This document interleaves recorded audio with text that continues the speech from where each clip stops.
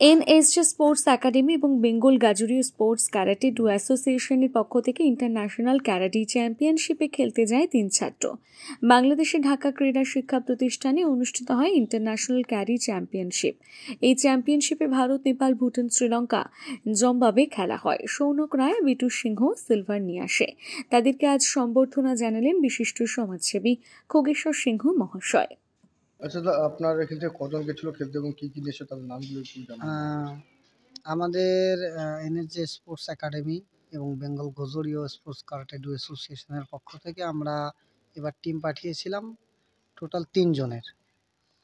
তো এই প্রত্যেক বছরই আমরা গিয়ে থাকি, বড় টিম যায়।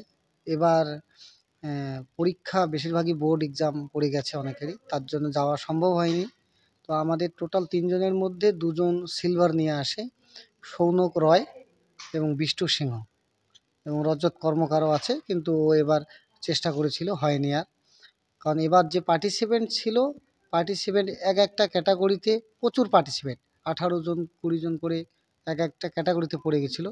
সুতরাং জেতাটা অনেক কঠিন ছিল। তবুও অনেকে চেষ্টা করেছে এবং 2 জন আমাদের 2টো মেডেল সিলভার চলে এসছে। এছাড়াও আমাদের এই টুর্নামেন্টে আমরা প্রত্যেক বছর যাই। এই বছর আমরা একটা নতুন কান্ট্রি যেমন এসেছিলো, প্রত্যেক বছরই নেপাল, বাংলাদেশ, ভুটান, শ্রীলঙ্কা, মালয়েশিয়া এইসব কান্ট্রিরা পার্টিসিপেট করে। কটা কান্ট্রি পার্টিসিপেট করেছিল? সাউথ এশিয়ার মোটামুটি কান্ট্রি পার্টিসিপেট করে 5-6টা কান্ট্রি, কিন্তু এবার একটা নতুন কান্ট্রি এসেছিল, সেটা হচ্ছে জিম্বাবুয়ে থেকে একটা টিম এসেছিল। তো মোটামুটি এবার ইভেন্ট খুব ভালো হলো এবং আমরাও আরও এক নতুন অভিজ্ঞতা পেলাম। ইভেন্টটা কোথায় হয়েছে? ঢাকা, ঢাকা বিকেএসপি, বাংলাদেশ ক্রীড়া শিক্ষা প্রতিষ্ঠান। আমি চিত্তরঞ্জন রায়, এনএসজে স্পোর্টস একাডেমি কোচ। হ্যাঁ, এরা আমাদের এনএসজি একাডেমি থেকে বেঙ্গল গুজরিওর যে আমাদের স্টুডেন্টরা আছে, এনারা গেছেন বাংলাদেশে, ঢাকাতে অনুষ্ঠিত আন্তঃরাষ্ট্রীয় টুর্নামেন্ট ছিল। এই টুর্নামেন্টে 3জন বাচ্চা পার্টিসিপেট করেছিল। 3 জন বাচ্চার মধ্যে 2 জন রৌপ্য পদক নিয়ে আসছেন।